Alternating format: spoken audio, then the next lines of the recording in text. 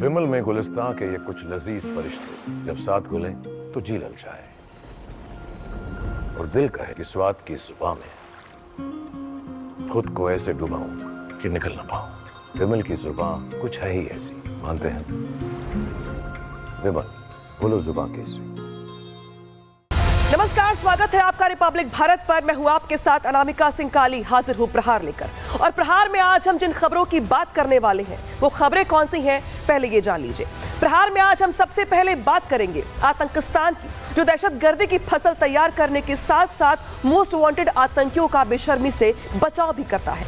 Washington में बिलावल भुट्टो ने जरदारी ने न सिर्फ आतंकी अब्दुल रऊफ का बचाव किया बल्कि उसे लेकर सफेद झूठ भी बोलने लगे। आपको दिखाएंगे कि बिलावल ने क्या कहा और उनके झूठ को भी डिकोड करेंगे। इसके बाद बात करेंगे खाकी पर लगे करप्शन के दाग की। बरेली की इंस्पेक्टर नरगिस खान की तनख्वाह मात्र 80,000 रुपए है, लेकिन बेहिसाब संपत्ति के आंकड़े देखकर आप भी चौंक जाएंगे। और इस करप्शन का एमवाई कनेक्शन भी निकल के सामने आया है। बताएंगे आपको काली कमाई से जुड़ी हर बड़ी खबर विस्तार से।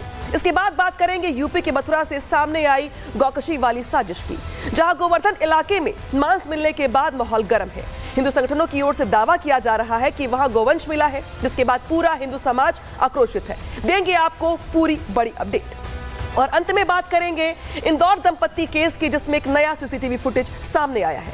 3 अनजान लोगों की तलाश अब तेज हो गई है। तो वही सोनम का परिवार पूरे मामले में सीबीआई जांच की मांग कर रहा है। इस हत्या और गुमशुदगी को लेकर कई तार उलझे हुए हैं, जिसकी हर कड़ी को जोड़ने की कोशिश लगातार की जा रही है और हम भी करेंगे। लेकिन सबसे पहले यहां पर बात करेंगे आतंकिस्तान की।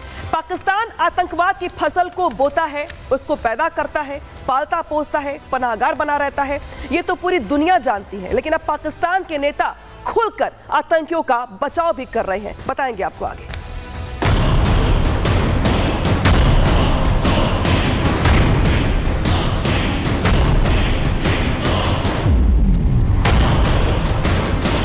हमारी मीम गेम भी इतनी ऊपर थी कि इंडियन परेशान थे बिकॉज वो गए हुए थे एक वॉर हिस्टीरिया के अंदर कि ओ माय गॉड, यहाँ से बम आ गया, यहाँ से मिसाइल आ गया, हमने लाहौर का पोर्ट तबाह कर दिया, हमने मुल्तान की बंदरगाह को अटैक कर दिया।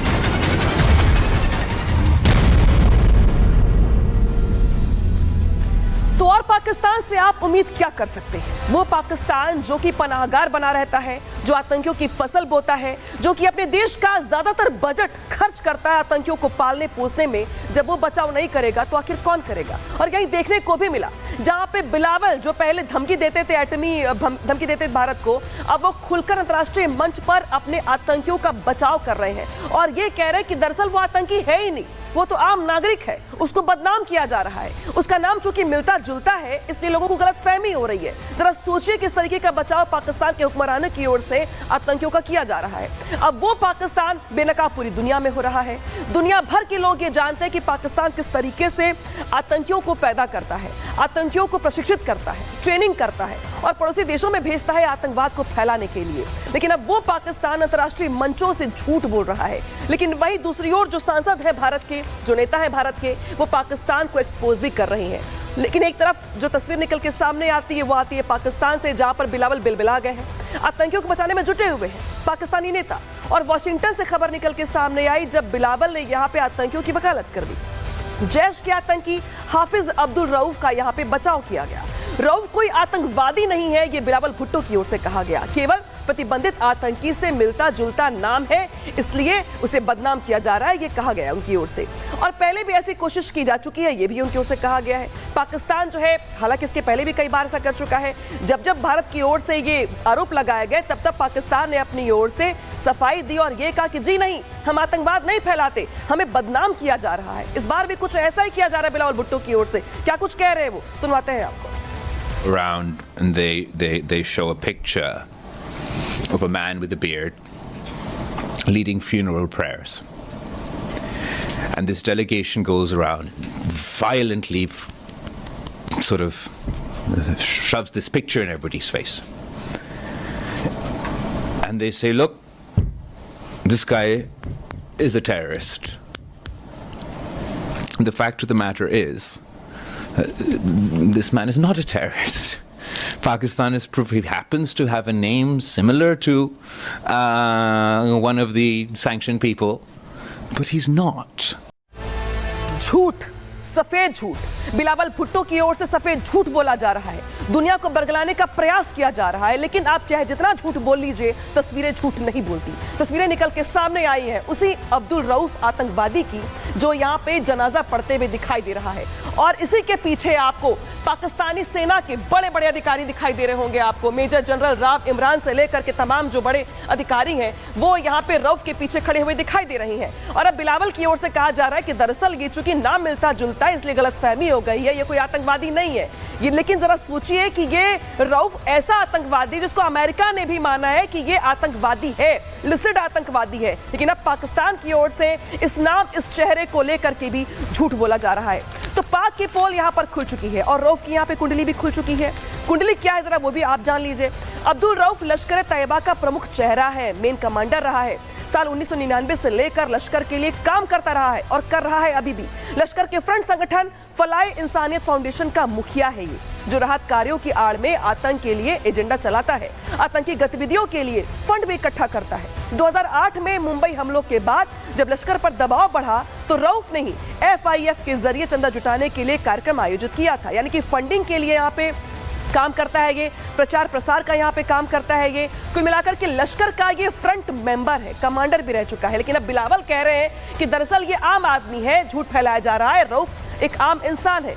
तो जरा सोचिए कि पाकिस्तान के नेता किस तरीके से दुनिया को बरगलाने का, बेवकूफ बनाने का प्रयास कर रहे हैं। दो तस्वीरें आपकी स्क्रीन पर आ गई हैं, जहां पर देखिए जब ऑपरेशन सिंदूर चलाया गया तो कैसे यहाँ पे पाकिस्तान के जो रेंजर्स थे वो भाग खड़े हुए थे। और ये वही पाकिस्तानी सेना है जो गिदड़ बबकी देती है, बड़ी बड़ी बातें करती है, लेकिन जब भारत की ओर से अटैक किया जाता है तो हालात ये बनते हैं जब पाक रेंजर्स भाग खड़े होते हैं। और उन्हीं पोस्ट पर असीम मुनीर पहुंचे हुए हैं। उसी पोस्ट पर पहुंच करके असीम मुनीर ने जवानों से मुलाकात की है, इन हारे हुए जवानों से मुलाकात की है। ये वो जवान है जो कि अपना पोस्ट छोड़कर ही भाग गए थे, उनसे मुलाकात करें तो जरा सोचिए कि बात क्या कर रहे होंगे। लेकिन इस बीच मुनीर का जो कश्मीर विलाप है वो यहाँ पे भी जारी रहा। जिस तरीके से अमीर जो है मिलने गए थे यहाँ पे लोगों से, सेना के जवानों से, इसके बाद वो क्या कुछ कह रहे हैं जरा वो भी जान लीजिए, और क्या कुछ रही मुलाकात में वो भी समझ लीजिए। भारत से पिटने के बाद भी सुधर नहीं रहा है पाकिस्तान। पाक सेना प्रमुख मुनीर ने LOC का दौरा किया था, अग्रिम चौकियों पर तैनात सैनिकों से मुलाकात की थी और यहाँ पे जो करारी हार मिली भारत से इसको लेकर के सैनिकों से बातचीत भी की। और दौरे के दौरान मुनीर ने कश्मीर का मुद्दा एक बार फिर से उठाया। न्यायपूर्ण संघर्ष का समर्थन करता रहेगा पाकिस्तान, ये मुनीर की ओर से कहा गया। मुनीर का बयान सामने आया और उन्होंने ये कहा कि विदेशी नीति की रणनीति का हिस्सा है धार्मिक राजनीतिक मोर्चों पर कश्मीर कार्ड, और ये कश्मीर कार्ड पाकिस्तान खेलता रहा है। पाकिस्तान ने कई बार कश्मीर का राजनीतिकरण किया है और इसी मुद्दे को लेकर के अपने देश में वोट भी मांगे हैं और एक तरीके से इसका फायदा उठाने का प्रयास किया है। जब पाकिस्तान आर्थिक संकट से गुजर रहा है, दबाव से जूझता है, तो वो अपनी ओर से ध्यान हटाने के लिए कश्मीर का राग छेड़ देता है, अपने लोगों को बरगलाता है ताकि लोग उससे महंगाई को लेकर सवाल ना पूछें, लोग उससे रोजगार को लेकर सवाल ना पूछें, क्योंकि उसकी ओर से कश्मीर का राग छेड़ करके बाकी मुद्दों से ध्यान कुछ ऐसे ही भटकाया जाता है। तो देखिए किस तरीके से यहाँ पर जिस तरीके से असीम मुनीर पोस्ट पर पहुंचे, जिस तरीके से सैनिकों को एक बार फिर से कश्मीर का राग अलाप करके बरगलाने का प्रयास किया गया, और पाकिस्तान में जिस तरीके के हालात हैं, ऑपरेशन सिंदूर के बाद पाकिस्तान फिर से पिट चुका है, लेकिन पाकिस्तान के नेता जो हैं वो झूठ बोलने से बाज नहीं आ रहे हैं। रिपोर्ट दिखाते हैं आपको, इससे जुड़ी।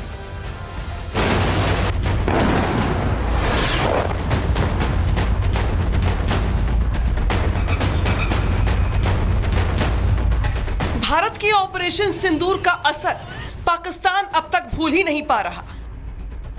रह रहकर भारत के हाथों मिली करारी हार का जिक्र इनके नेताओं के जुबान पर आ ही जाता है, जिससे साफ है कि भारतीय सेना ने न केवल पाकिस्तान में घुसकर तबाही मचाई थी, बल्कि ऑपरेशन सिंदूर से पाकिस्तान के मंत्रियों के दिमाग पर भी गहरी चोट लगी है, जो अब भी सुनाई दे रही है।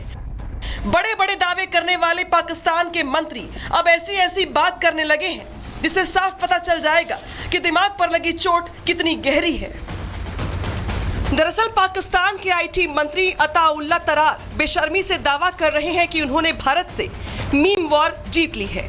हैरानी की बात तो ये है कि ये वही पाकिस्तान है जिसके हथियार तो फुस साबित हो गए, लेकिन अब इज्जत बचाने के लिए मंत्री साहब मीम वॉर की आड़ में अपना मुंह छिपा रहे हैं। मैं समझता हूँ कि पाकिस्तान की जेन जी ने पाकिस्तान के मीमर्स ने। देखिए हमारी meme game was up there. Amazing, मतलब आपने ऐसे ऐसे मीम्स देखे कि जी लाहौर मत जाना, वो रास्ता गलत बताते गुम जाओगे, कराची मत जाना मोबाइल चोरी हो जाएगा, डंपर के नीचे जाके मर जाओगे। हमारी मीम गेम भी इतनी ऊपर थी कि इंडियन परेशान थे, बिकॉज वो गए हुए थे एक वॉर हिस्टीरिया के अंदर कि ओ माय गॉड, यहाँ से बम आ गया, यहाँ से मिसाइल आ गया, हमने लाहौर का पोर्ट तबाह कर दिया, हमने मुल्तान की बंदरगाह को अटैक कर दिया। तो जब ये सारे जोक्स चल रहे थे, पाकिस्तानी, ये तो वो सीरियस होकर जोक्स कर रहे थे ना, पाकिस्तानी उनका मजाक उड़ा रहे थे और वो परेशान थे ये कौन सी कौम से पाला पड़ गया है जो हमें जुगते लगा रहे हैं इस माहौल के अंदर। अब पाकिस्तान के दूसरे मंत्री से भी मिल लीजिए जो अब पानी न मिलने से बौखला उठे हैं। नाम है ख्वाजा आसिफ। वैसे तो इनके देश में खाने के लाले पड़े हैं, लेकिन गिदड़ भपकी देने से बाज नहीं आ रही हैं। पाकिस्तान के रक्षा मंत्री ख्वाजा आसिफ चिनाब नदी का पानी तेजी से सूखने की बात कबूल करते हुए जल युद्ध की धमकी दे रही हैं। दिमाग पर असर इतना आ गया है कि भारत से पिटने को अपनी जीत बता रहे हैं और दावा कर रहे हैं कि अब वाटर वॉर में भी हराएंगे। लेकिन शायद ख्वाजा आसिफ भूल गए कि वाटर वॉर के लिए पहले इनको पानी चाहिए होगा, जो इस वक्त खुद पाकिस्तान के पीएम शहबाज शरीफ के पास भी नहीं है।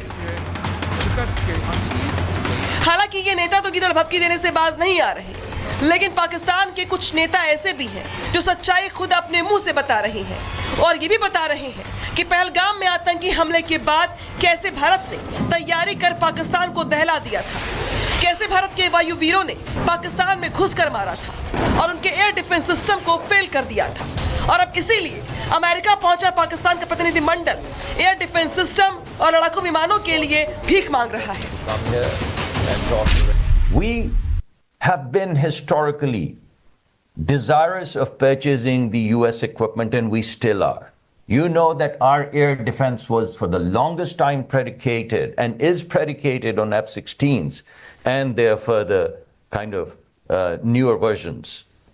But if we don't get any equipment, you've seen what would have happened to us if we didn't have air defense. When 80 planes come at you, all of them having 5 missiles each, you multiply 80 with 5 missiles, and you know what India was coming at. And you saw the technologies that they deployed from various countries. So I would say, bring it on, man. Give us those technologies. We'd buy them from you. मतलब साफ है कि भारत से पिटने के बाद पाकिस्तान की हालत पतली है। नेता तो बड़े बड़े बयान दे रहे हैं, गिदड़ भपकी देने से बाज नहीं आ रहे हैं, लेकिन सच्चाई कुछ और ही है। यही वजह है कि भिखारियों के लिए मशहूर पाकिस्तान अब पूरी दुनिया में घूम घूम कर सीधे एयर डिफेंस सिस्टम और फाइटर जेट की भीख मांग रहे हैं। Bureau report, Republic Bharat. तो नापाक मंसूबों के साथ भले ही पाकिस्तान के जोकरों की ओर से बड़ी बड़ी बातें कही जा रही हो, लेकिन ऑपरेशन सिंदूर लगातार जारी है, ये सेना ने साफ कर दिया है। तस्वीर दिखा रहे हैं आपको हम सेना की तैयारी की। प्रहार के लिए भारतीय सेना तैयार है और इसी को लेकर के जो अभ्यास है वो देख पा रहे होंगे आप। बाकायदे सेना की ओर से ये वीडियो जारी किया गया है और प्रहार के लिए बताया गया है कि हम तैयार है, भारतीय सेना तैयार है।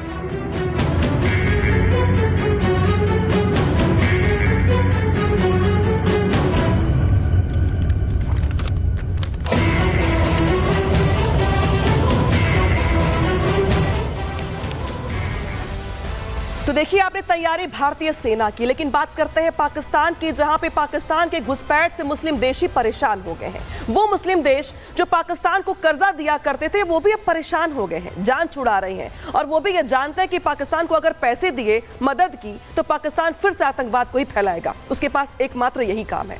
पाकिस्तान को इस्लामिक देशों ने यहाँ पर औकात दिखा दी है।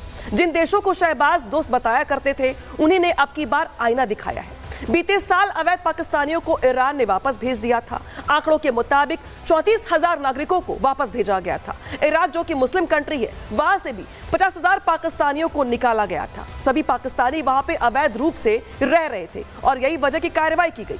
पहले भी कई देश पाकिस्तान के नागरिकों को वापस भेज चुके हैं। पाकिस्तानियों की भीख मांगने की आदत से परेशान है दुनिया और यही वजह कि आपने इसकी पहले भी खबर देखी होगी, हमने भी दिखाई है कि कई बार कई देश ऐसे जो पाकिस्तान के भिखारियों को ढूंढ ढूंढ करके वहां से डिपोर्ट करते हैं। यानी कि दुनिया परेशान है पाकिस्तान से और पाकिस्तान के आतंकवाद से, लेकिन खाने को नहीं है दाने, चले हैं तनख्वाह बढ़ाने। और यहाँ पर देखिए बड़ी बात इसीलिए कह रहे हैं हम क्योंकि पाकिस्तान में भले ही महंगाई ने त्राहिमाम मचा रखा हो, वहाँ पे जो लोग हैं दाने दाने को मोहताज हो। पाकिस्तान के लोग यहाँ पे महंगाई से इस कदर परेशान है कि 200 रुपए किलो वहाँ पर सब्जियां मिलती हैं, 2000 रुपए किलो मटन मिलता है, बाकी चीज़ों के जो दाम है आसमान छू रहे हैं, घरों में सिलेंडर नहीं है। लेकिन भले खाने को दाने ना हो, जो शहबाज शरीफ है वो तनख्वाह बढ़ाने को लेकर कदम आगे बढ़ा रहे हैं। और इसीलिए हम कह रहे हैं कि खाने को नहीं है दाने, चले हैं तनख्वाह बढ़ाने। पाक की आवाम के पास खाने के लिए पैसे नहीं है, लेकिन पाकिस्तान की अर्थव्यवस्था जो है वो कर्जे पर टिकी है, सभी जानते हैं। शहबाज खर्चों को कम करने का ढोंग कर रही हैं क्योंकि नेशनल असेंबली अध्यक्ष सीनेट के सभापति का वेतन बढ़ाया गया है, दोनों का मासिक वेतन 13 लाख रुपए कर दिया गया है। अब नया वेतन पिछले वेतन से 2 लाख रुपए ज्यादा है। लगातार वृद्धि के इरादों पर सवाल खड़े हो रहे हैं। इससे पहले मंत्रियों के वेतन में भी वृद्धि की गई थी, तो आवाम सवाल पूछ रही है। 188% तक वेतन में बढ़ोतरी की गई है और वेतन वृद्धि पर अब पाक की आवाम सवाल कर रही है। सवाल उठने जायज भी है भाई कि जो जनता है वहां की वो परेशान है महंगाई से, वो यहाँ पे परेशान होकर के बार बार ये कहती कि भाई चीजों के दाम कब बेहतर हो पाएंगे, कब ठीक हो पाएंगे, कब हमें 2 वक्त खाना मिल पाएगा, कब रोजगार को लेकर काम मिल पाएगा, रोजगार के लिए बात हो पाएगी। लेकिन यहाँ तो जो सैलरी बढ़ रही है वो नेताओं की बढ़ रही है, आवाम तो यहाँ पे परेशान घूम रही है। इस बीच पाकिस्तान के सामने परेशानी सिर्फ एक नहीं है, पाकिस्तान के सामने परेशानी अपने ही घर के नए नए मोर्चे हैं। तस्वीर दिखा रहे हैं आपको बीएलए की, देखिए यहाँ पे बीएलए की ओर से दावा किया गया है। ये मस्तूंग पाकिस्तान का हिस्सा है जहाँ पे बीएलए की ओर से दावा किया गया है कि लेवी पोस्ट पर हमने कब्जा कर लिया है। बाकायदे बीएलए ने इसका वीडियो भी जारी किया है और मस्तूंग पर कब्जे का ये वीडियो है। इसके पहले भी हमने बताया था आपको कि पाकिस्तान की ओर बीएलए की ओर से पाकिस्तान के कई इलाकों में, चाहे हम बात कर ले अलग अलग हिस्सों की या पश्तून की बात कर ले, वहां पे चौकियों पर कब्जा किया गया बीएलए की ओर से। आए दिन ब्लास्ट होते रहते हैं, जनता वहां पे महंगाई को लेकर के प्रदर्शन कर रही है, पीने के पानी को लेकर के पहले ही हाहाकार मचा हुआ है। इस बीच तस्वीर निकल के सामने आती है बीएलए की ओर से जहां पे पुलिस के जवानों को गिरफ्तार कर लिया गया है, कब्जे का दावा यहां पे किया गया है। जो जरा सोचिए कि पाकिस्तान जो अपने घर में कई गृह मोर्चों से जूझ रहा है वो यहां पर बड़ी बड़ी बातें करता है। और देखिए किस तरीके से पाकिस्तान में बगावत की जो आफत है वो हमें देखने को मिल रही है। तस्वीर लगातार दिखा रहे हैं आपको हम, जहां पे पाकिस्तान का हाथ आतंकवाद के साथ है, लेकिन अब उसके ही लोग उसके सामने हथियार लेकर खड़े हैं। ये देखिए यहाँ पे तस्वीर दिखा रहे हैं आपको, पुलिस स्टेशन पे कब्जा कर लिया गया है बीएलए की ओर से। बाकायदे बीएलए की ओर से इसको लेके वीडियो जारी किया गया। तस्वीर दिखा रहे हैं आपको हम, जहाँ देखिए स्टेशन पर ही कब्जा कर लिया गया है और जो वहां पे मौजूद पुलिस वाले थे वो वहां पे लाचार दिखाई दे रहे। अब देखिए आग लगा दी गई, स्टेशन में ही आग लगा दी गई। जो वहां पे कारें और बाइक खड़ी थी उसमें आग लगा करके आग के हवाले कर दिया गया। तो एक तरीके से पुलिस स्टेशन को ही आग के हवाले कर दिया गया। ये मस्तूंग का इलाका है पाकिस्तान का, जहां पे बीएलए की ओर से कब्जा करने के साथ बाइकों और कारों को आग के हवाले कर दिया गया और दावा किया गया कि हमने कब्जा कर लिया है। बीएलए ने बाकायदे इसको लेकर के यहाँ पर वीडियो भी शेयर किया है और जो हथियार थे पाक फौज के वो यहाँ पे जब्त कर लिए गए हैं। तो पाक फौज जो वहां पे लाचार बनी हुई थी, वहां पे बीएलए की ओर से उनके हथियार जो थे कब्जा कर लिए गए। जो खड़ी वहां पे गाड़ियां थी उसे आग के हवाले कर दिया गया और बाकायदे इसको लेकर के वीडियो भी जारी कर दिया गया। बताया गया कि देखिए हमने यहां पर कब्जा कर लिया है। तो बीएलए की बगावत से पाकिस्तान में आफत है। बीएलए की पाक के खिलाफ बगावत लगातार जारी है। बीएलए ने मस्तूंग पर कब्जे का दावा किया है। लेवी पोस्ट वली खान पुलिस स्टेशन पे कब्जा कर लिया गया है। भारी हथियारों से हमला करके 2 सैनिकों को मार भी दिया गया है। स्टेशन और सुरक्षा वाहनों में आग लगा दी गई है। क्वेटा के साथ साथ सुराब शहर पर भी कब्जा करने का दावा किया गया है। तस्वीर लगातार दिखा भी रहते हैं आपको हम कि कैसे यहां पर बीएलए की ओर से दावा किया गया, तस्वीरें जारी की गई। इनकी पाकिस्तान के सामने मुश्किलें बेहिसाब है यहाँ पे। और अब बढ़ते हैं यहाँ पर खबरों में आगे और हम बात करते हैं यूपी के मेरठ की, बरेली की, जहां पर जिस तरीके से तस्वीर निकल के सामने आई है करप्शन की, काली करतूत की, काली कमाई की, उसके बारे में बताएंगे आपको हम। क्योंकि एक ऐसी इंस्पेक्टर जिनकी तनख्वाह मात्र 80,000 रुपए है, लेकिन जो संपत्ति है उनके पास उसको देखकर सुनकर आप भी चौंक जाएंगे और यहां पर हैरान रह जाएंगे कि कैसे यहाँ पर जो है उनकी ओर से काली कमाई जो है पैदा की गई है। किस तरीके से यहाँ पे जो तस्वीर निकल के सामने आ रही है वो यहाँ पे दिखा रहे हैं और जिस तरीके से जो उनके पास गाड़ियाँ हैं, बंगले हैं, वो देखकर आप भी हैरान रह जाएंगे। कैसे वहाँ पे उनके घर के बाहर रेंज रोवर से लेकर के महंगी महंगी गाड़ियाँ हैं, करोड़ों की कोठियाँ हैं, उन कोठियों के सामने बड़ी बड़ी गाड़ियाँ खड़ी हैं तो खाकी पर दाग लगा है। करप्शन बेहिसाब है, क्योंकि महिला दरोगा जिनकी तस्वीर देख पा रहे होंगे आप, करप्शन को लेकर मुकदमा दर्ज कर लिया गया है। आय से अधिक संपत्ति का ये पूरा का पूरा मामला है। 1989 बैच की ये महिला दरोगा है नरगिस खान। दरोगा की सैलरी मात्र 80,000 रुपए है, लेकिन दरोगा नरगिस के पास 80 करोड़ की संपत्ति है। तो सवाल खड़े होते हैं कि सैलरी जरा सी है और इतनी सारी संपत्ति कहां से। बेशकीमती कारें यहां पर घर की शोभा बढ़ा रही हैं। ऐसी ऐसी कारें हैं जो सैलरी से कहीं से मैच ही नहीं खाती हैं। आय से अधिक संपत्ति का यहां पर ब्यौरा इनकी ओर से नहीं दिया गया है। नरगिस और उसके पति के नाम पे करीब 80 करोड़ की संपत्ति है और यही वजह है कि अब सवाल खड़े हो रहे हैं कि जरा सी सैलरी पर इतनी संपत्ति आखिर कैसे पैदा कर ली गई। कुछ संपत्ति का जब खुलासा हुआ तो कई बड़े खुलासे परिवार को भी लेकर के हुए, पति सुरेश यादव को लेकर के भी हुए, जिन पे पहले से मुकदमा चल रहा है और कई बड़े आरोप यहां पर लगाए भी गए हैं। माना दरअसल ये जा रहा है कि इस करप्शन का एमवाई कनेक्शन भी है। ना वो कनेक्शन क्या है वो भी जान लीजिए। नरगिस खान बरेली में तैनाती के दौरान जो थी, यहाँ पे इन पर आयकर की संपत्ति के आरोप लगे थे। सपा राज में मनचाही पोस्टिंग का आरोप भी लगा इनके ऊपर। महिला मेरठ थाने में थानाध्यक्ष भी रही है ये, यानी कि जो मलाईदार पोस्टिंग थी वो मिलती रही इनको। सुरेश शेखर उर्फ सुरेश यादव जो इनके पति हैं, वो पेशे से व्यवसायी हैं और समाजवादी पार्टी के नेता हैं। मेरठ में बार का व्यवसाय इनकी ओर से शुरू किया गया था। छोटे भाई के हत्या मामले में वांटेड चल रहे थे, क्योंकि 13 साल तक सुरेश फरार थे। नरगिस की वजह से गिरफ्तारी से बचता रहा, क्योंकि पत्नी पुलिस में थी, लिहाजा जो तलवार थी पुलिस की ओर से लटकती हुई उससे बचे रहे, गिरफ्तारी नहीं हो पाई थी। लेकिन बीते दिनों गिरफ्तारी कर भी ली गई। अब जिस तरीके से यहाँ पे नरगिस को लेकर सवाल खड़े हो रहे हैं, जो घर है उनका वो भी सवालों के घेरे में है, क्योंकि घर ऐसा है जो सैलरी से दूर दूर तक मैच नहीं खा रहा। जरा सोचिए कि घर कैसा होगा। दिखाते हैं आपको, देखिए तस्वीर निकल के सामने आ गई है। आलीशान मकान है ये, मकान नहीं है कोठी है ये, आलीशान करोड़ों की कोठी है ये। इस कोठी के बाहर साफ साफ देखिए नेम प्लेट पे देख पा रहे होंगे आप, सुरेश शेखर जो कि नरगिस खान के पति का नाम है। और यही घर के बाहर जो देख रहे हैं गाड़ियां, ये बेशकीमती आलीशान गाड़ियां हैं जो जिनको देख पा रहे होंगे आप। तो महंगी महंगी गाड़ियां हैं यहाँ पर, इतनी बड़ी कोठी। और सिर्फ एक कोठी नहीं है, बल्कि यूपी के कई ऐसे जिले हैं जहां पे आपको कुछ ऐसी कोठियां और कोठियों के बाहर खड़े ऐसी महंगी महंगी जो गाड़ियां हैं वो दिखाई दे देंगी।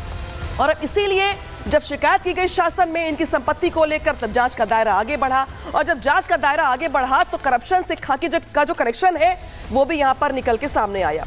कमाई खोटी, कितनी कोठी, ये सवाल खड़े हो रहे हैं, क्योंकि जिस तरीके से फहरिस्त निकल के सामने आई है शहरों में संपत्ति की, वो सवाल खड़े करती है। जरा समझ लीजिए आप, मेरठ शहर जहां पे ड्यूटी भी कर चुकी हैं, ये तैनाती भी रह चुकी है इनकी, उनकी संपत्ति 8 है मेरठ में, कीमत 26 करोड़ बताई जा रही है। इसके अलावा बात करते हैं गाजियाबाद की। गाजियाबाद में संपत्ति 1 है जिसकी कीमत है 40 लाख रुपए। इसके अलावा जो अगला शहर है वो है नोएडा। नोएडा में संपत्ति है इनकी 3 और कीमत है 4 करोड़ रुपए। इसके अलावा जो अगला शहर है वो है बरेली। बरेली में नरगिस की 2 संपत्ति है जिसकी कीमत है 7 करोड़ रुपए। इसके अलावा बात करते हैं अगले शहर की, तो यूपी के कई शहर ऐसे हैं। अब बात करते हैं कानपुर देहात की। कानपुर में इनकी 9 संपत्तियां हैं, कीमत है 27 करोड़ के आसपास। तो शहर दर शहर जो संख्या है कोठियों की, संपत्तियों की, कम होने का नाम नहीं ले रही है। लखनऊ में भी, राजधानी लखनऊ में भी संपत्ति इनकी 2 है और कीमत है 5.8 करोड़। और इसके अलावा बात करते हैं अमरोहा की, तो अमरोहा में भी संपत्ति इनकी 1 है जिसकी कीमत 10 करोड़ बताई जा रही है। शहर देहरादून, जरा सोचिए कि यूपी से लेकर के उत्तराखंड तक इनकी संपत्तियां हैं, वहां पे भी 2 संपत्तियां हैं, कीमत है 40 लाख रुपए। तो जो इन्वेस्टमेंट है करप्शन का वो यहाँ पे लगातार दिखाई दे रहा है। और यूपी के कई ऐसे जिले हैं जहां पे इनकी संपत्तियां और कीमत कुल टोटल अगर मिलाया जाए एवरेज, तो कीमत है 80 करोड़ रुपए बताई जा रही है, जिसमें कोठियां भी हैं। इसके अलावा कई प्लॉट ऐसे पड़े हुए हैं जिनकी गिनती जो है वो काफ़ी ज़्यादा आपको दिखाई देगी। दानिश की अगर बात करें तो नरगिस की अगर बात की तो नरगिस की आय की जो संपत्ति है उसकी जांच यहाँ पर की गई है। जनवरी 2007 से मार्च 2021 तक की जो संपत्ति, उसका आंकड़ा यहाँ पे जुटाया गया है। नरगिस की कुल 8 करोड़ की, और माफ कीजिएगा जो संपत्ति है वो काफ़ी ज़्यादा है, 5 करोड़ की संपत्ति है इनकी, और इसकी संख्या अभी और ज़्यादा बढ़ती चली जा रही है।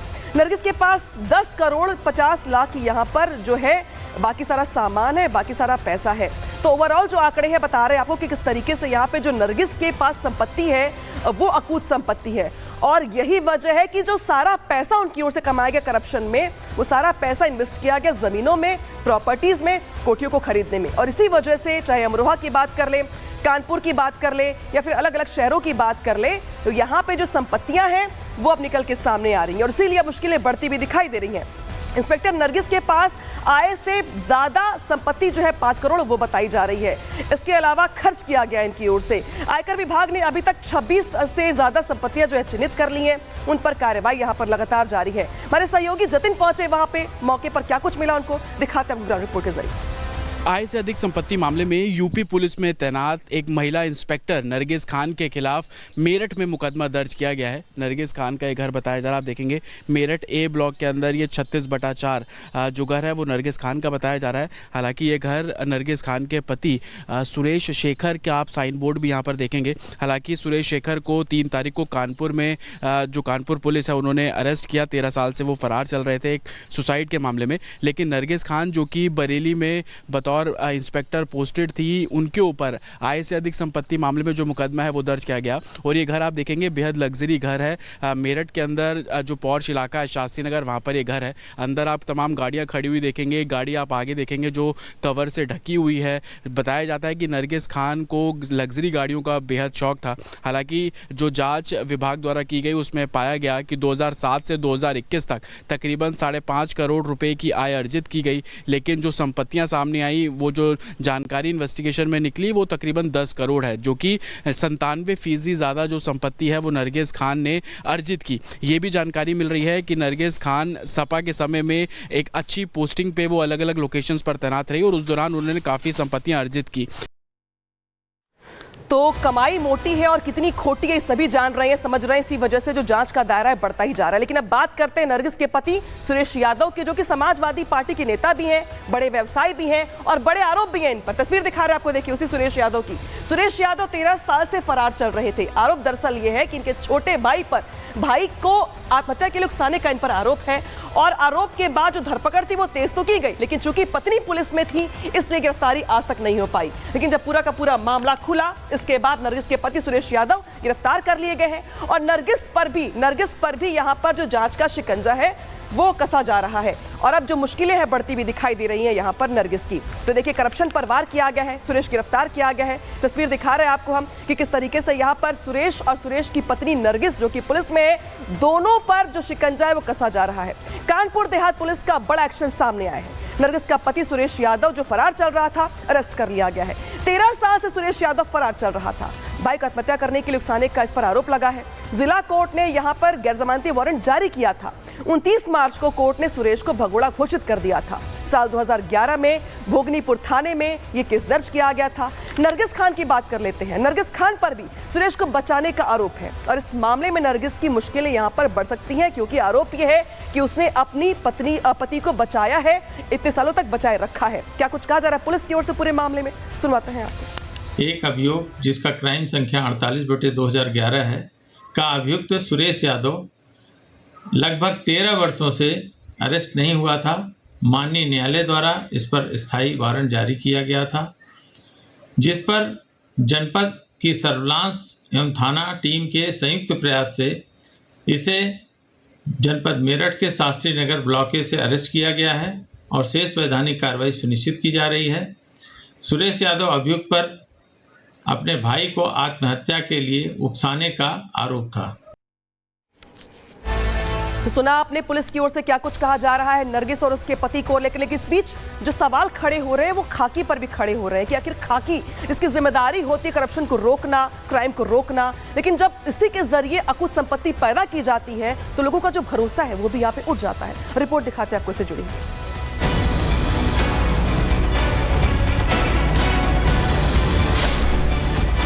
हमारे देश में एक आम धारणा है जिसकी भी नौकरी पुलिस में लग गई उसकी पीढ़ियां आराम करती हैं।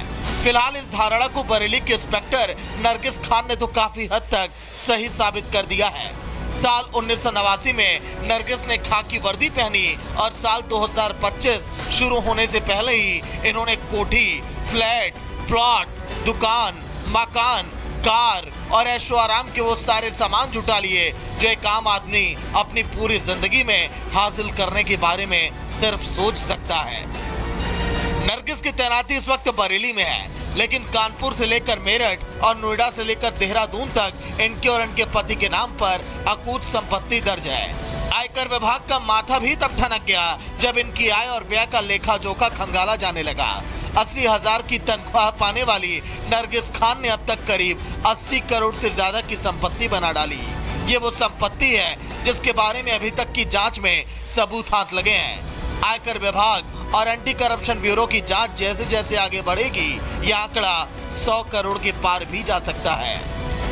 सपा के समय में एक अच्छी पोस्टिंग पे वो अलग अलग लोकेशंस पर तैनात रही और उस दौरान उन्होंने काफ़ी संपत्तियां अर्जित की। मेरठ के अंदर शॉपिंग कॉम्प्लेक्स हो, कई प्लॉट उन्होंने खरीदे, 8 दुकानें खरीदी, कई कोठियां उनके पास हैं। तो इस तरीके की जो संपत्तियों को लेकर जब जांच शुरू की गई तो पता लगा कि नरगिस खान के पास तकरीबन 80 करोड़ से भी ज़्यादा की जो संपत्तियां हैं वो हैं और जिसको लेकर अब विभागीय जांच भी करने की बात की जा रही है। मेरठ में मेडिकल कॉलेज पुलिस स्टेशन में नरगिस खान के खिलाफ मुकदमा दर्ज किया गया, FIR दर्ज की गई, जिसके बाद अब इस मामले को आगे एंटी करप्शन ब्यूरो को भी सौंपने की बात की जा रही है। नरगिस खान के लिए खाकी और खाकी का एक गठजोड़ कोई नया नहीं है। नरगिस के पति सुकेश शेखर और सुरेश यादव खुद समाजवादी पार्टी से जुड़ा रहा है। सूत्रों की माने तो सुरेश की सपा के वरिष्ठ नेताओं के साथ उठना बैठना रहा है। सपा राज में सुरेश ने नरगिस को मनचाही पोस्टिंग दिलाई, करोड़ों की संपत्ति बनाई। सुरेश कहने को तो शराब व्यापारी है, लेकिन उसके काले कारनामे नरगिस से भी ज्यादा स्याह हैं।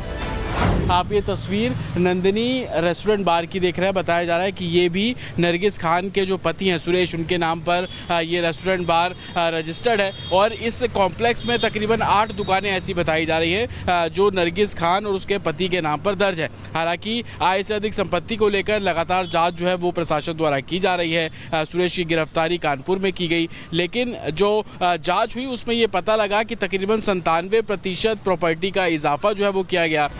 सुरेश पिछले 13 साल से कानपुर देहात पुलिस से आंख मिचौली खेल रहा था।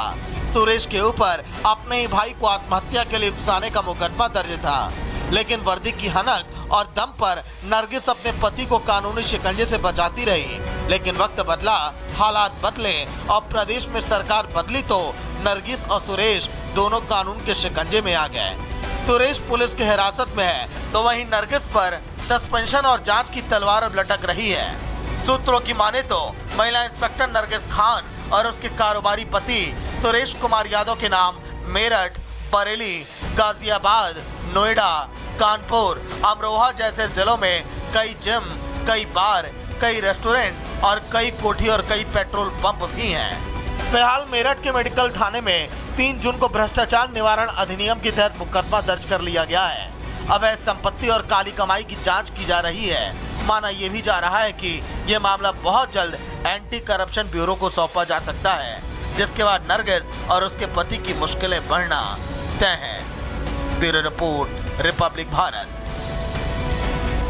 और अब बढ़ते हैं खबरों में आगे और अब बात करते हैं यूपी के मथुरा की, जहां पर गौमांस की अफवाह के चलते इलाके में तनाव का माहौल है। दरअसल कल बकरीद का त्योहार था और त्योहार के मौके पर जिस तरीके से मथुरा में कल मथुरा में जिस तरीके से मांस का टुकड़ा यहां पर पाया गया, इसके बाद जो लोग थे वो गुस्से में आ गए।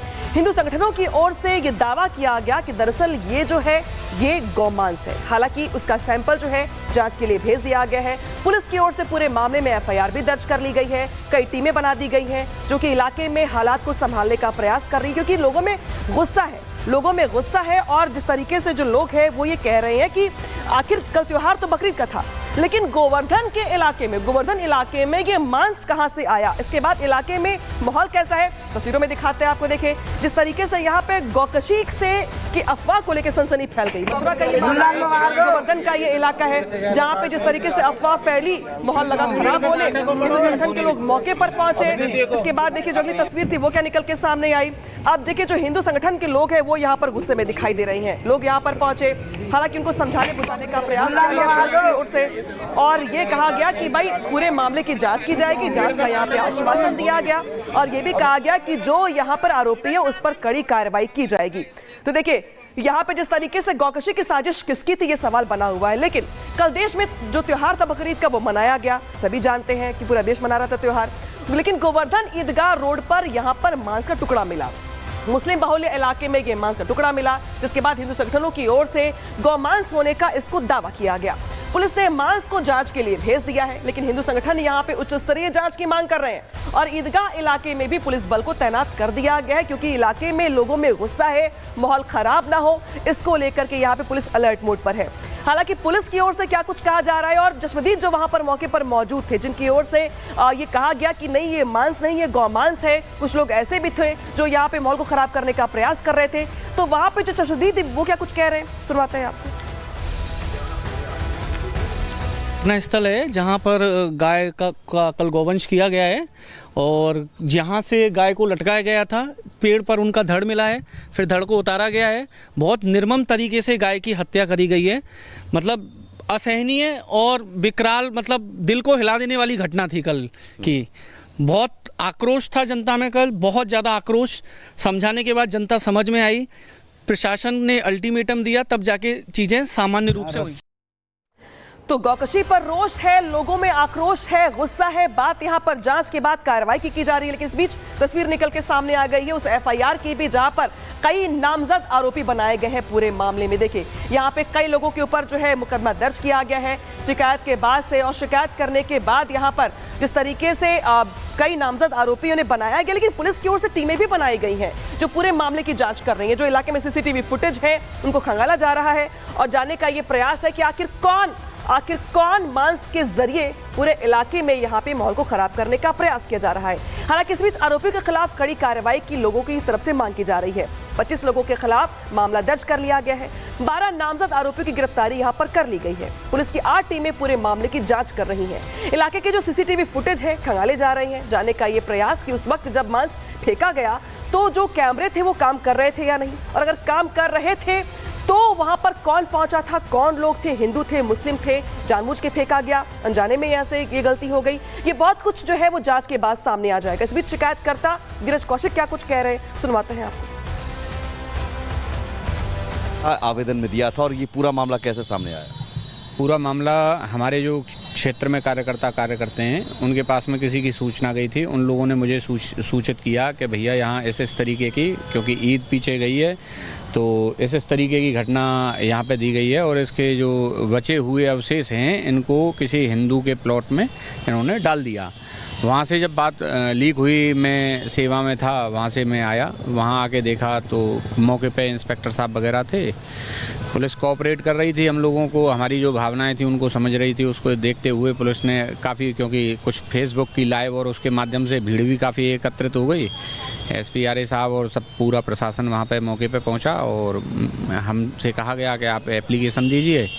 हमने, क्योंकि गौरक्षा गौ सेवा करते हैं, इस क्षेत्र में कौन कौन किस किस कार्य में लगन से कार्य कर रहा है वो हमको है पता। तो जो गाय से संबंधित कृत्य करते हैं, कटान का काम करते हैं, पड्डों के कटान का काम करते हैं, उन लोगों के नाम देके हमने मुकदमा दर्ज कराया है। और अब बात करते हैं खबरों में आगे बढ़कर के उस इंदौर की घटना की जिसने पूरे देश को चौंका दिया है। सवाल पूछे जा रहे हैं कि आखिर हुआ क्या, शिलांग के वादियों में आखिर हुआ क्या।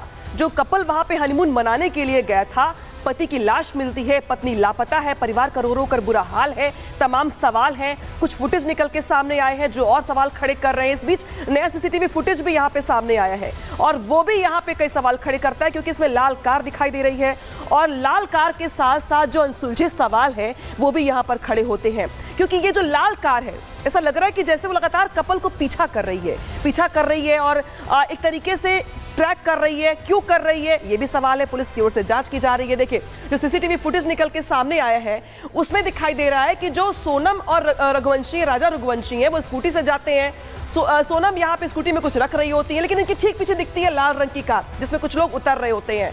ऐसा दिखाते हैं कि उन्हें मतलब नहीं है इनसे कोई, लेकिन ये लाल कार जो है ये गुत्थी को और उलझा रहा है सुलझाने के बजाय।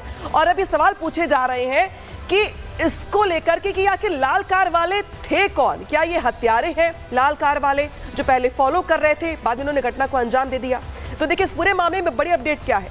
बड़ी अपडेट ये है कि नया सीसीटीवी फुटेज अब सामने आया है। वीडियो के मुताबिक दोनों होटल के सामने रुके हैं। जो शख्स दिखाई दे रहे हैं आपको, सोनम और राजा रघुवंशी दोनों उतरते हैं, दोनों अपना सामान होटल में रखते हैं, फिर वहां से स्कूटी लेकर निकल जाते हैं घूमने के लिए। इस वीडियो में कुछ सामान्य सब कुछ लग रहा होगा आपको कि सब कुछ नॉर्मल है, कपल जा रहा है, गाड़ी खड़ी करता है, सामान रखता है, लेकिन इसी वीडियो में इस संदिग्ध लाल रंग की कार भी दिखाई दे रही है। कपल के होटल पहुंचने के बाद ये कार पहुंचती है और कार में से 2 लोग होटल के पास उतर जाते हैं। एक व्यक्ति के चेहरे पर मास्क लगा हुआ था, इसलिए शंका बढ़ जाती कि भाई ये मास्क क्यों लगा रखा था, क्या पहचान छिपाने के लिए लगा रखा था, क्या लाल कार का ये जो रहस्य है वो है क्या, और ये लोग थे कौन। सीधे रुख करते हैं सहयोगी अनिरुद्ध का। अनिरुद्ध, इस पूरे मामले में जो जांच है लगातार आगे बढ़ रही है, लेकिन जांच के बाद जो तथ्य निकल के सामने आ रहे हैं वो और उलझा रहे हैं। और अब तो नई लाल कार निकल के सामने आई। ये लाल कार किसकी है, ये लोग कहां से आए थे, क्या ये फॉलो कर रहे थे या ये कोई और टूरिस्ट थे, ये तमाम सवाल खड़े हो रहे हैं। क्या ताजा अपडेट? जी बिल्कुल, यदि बात करें नए नए जो गुत्थियाँ सामने आ रही है, ख़ास तौर पे ये लाल गाड़ी जो सीसीटीवी फुटेज में पकड़ा गया है, इसका भी यदि हम बात करें तो कई सारी ऐसी गुत्थियाँ हैं जो अभी तक और भी इसको इस पूरे मामले को और ज़्यादा मिस्टीरियस बनाते जा रहा है। यदि बात करें पुलिस की तो पुलिस बोल तो रहा है कि जांच चल रहा है, एसआईटी बना दी गई है, लेकिन अभी तक उसका भी कोई पुख्ता काम आमतौर पर नज़र नहीं आ रहा है, ये भी बताया जा रहा है। हमारे साथ इस वक्त सोनम के रिश्तेदार जुड़े हुए हैं। यहाँ पर सोनम के भाई गोविंद और किरण जी यहाँ पर आए हुए हैं। ये दोनों ही हम सीधा बात करेंगे। किरण जी, क्या कहेंगे पूरे मामले को आप कैसे देख रहे हैं? आप यहाँ पर बैठ करके जो जांच हो रहा है, बोल रहे हैं जो सर्च ऑपरेशन है उसकी डे 1 से आप लोग वंडर कर रहे हैं, क्या है, हम इधर आके अभी 15-16 दिन हो गए और ये अपहरण और हत्या का मामला दर्ज हुआ है, परंतु हमें ऐसा लगता है कि जो भी अधिकारी इसकी जांच कर रही है वो ये केस को सीरियसली नहीं ले रहे हैं, क्योंकि ना वो अपहरण की जांच कर रहे हैं ना वो हत्या की जांच सही से कर रहे हैं। क्योंकि ऐसा हमको क्यों लगता है, क्योंकि देखो आज हत्या होके उनको राजा जी का शव मिलके 6-7 दिन हो गए, ना ही उनका पोस्टमार्टम के बारे में कुछ जानकारी है। दूसरी चीज़, जो चीज़ अपने को उनके शव के पास मिली, कोई हथियार मिला, कोई शर्ट मिला या एक अपने को काला कलर का जैकेट मिला, तो हत्या के मामले में कोई भी अगर अपने को वस्तु मिलती है, ऐसी कोई चीज़ें मिलती है, तो उसकी तुरंत फॉरेंसिक जांच हो और वो जांच होने में अपने को सहयोग मिले कि भाई आगे वो जांच बढ़े कि हत्या में इसका कोई सहयोग है ये वस्तु का, या वस्तु में कोई आगे कोई जांच बढ़ने में अपने को उसका लाभ मिलेगा। पूरे मामले की जांच को लेकर के जो लोकल पुलिस है शिलोंग की, जो वहां की पुलिस है जो पूरे मामले को लेकर जांच भी कर रही है, अपडेट्स भी दे रही है, वो क्या कुछ कह रही है अब तक लाल कार को लेकर? हाँ जी, लोकल पुलिस क्या कर रहे हैं पूरे मामले को लेकर? लोकल पुलिस को हम दिन में डेली मिलते हैं, सोरा पुलिस थाने में हम डेली जाते हैं, डेली मिलते हैं, तो बस वही बोलते हैं हम लोग काम कर रहे हैं, हमको काम करने दो, हम काम कर रहे हैं। तो हमारा मानना है कि भाई हमने उनको 8 नहीं 10 बार बोला होगा कि भाई हमको थोड़ा बोलो कि भाई कुछ आपको मिला है, कुछ क्लू मिला है। यहाँ पे गोविंद जी भी है। गोविंद जी, आपको धमकी भी मिला था? तो वहाँ पे लोगों से बातचीत कर रहे हैं, लेकिन सवाल यहाँ पर खड़े होते हैं कि राजा की तो बॉडी मिल गई, लाश मिल गई, दुखद ये घटना पूरी की पूरी, लेकिन सोनम कहाँ है और ये गुत्थी सुलझेगी कैसे? क्योंकि परिवार का ये कहना है कि सोनम जिंदा है, परिवार सीबीआई जांच की मांग भी कर रहा है, लेकिन आखिर ये जो गुत्थी है वो सुलझेगी कैसे और कैसे पूरे मामले में हुआ क्या, ये पता चल पाएगा? ये लोगों के मन में भी सवाल है। प्यार में आज के लिए इतना ही। रुक रहे छोटे से ब्रेक के लिए। ब्रेक के बाद भी खबरें लगातार जा रही हैं, देखते रहिए रिपब्लिक। विमल में गुलिस्तां की ये कुछ लजीज फरिश्ते, जब साथ घुले तो जी ललचाए और दिल कहे कि स्वाद की इस जुबान में खुद को ऐसा डुबाऊं कि निकल ना पाऊं। विमल की जुबान कुछ है ही ऐसी, मानते हैं ना? विमल, बोलो जुबान केसरी।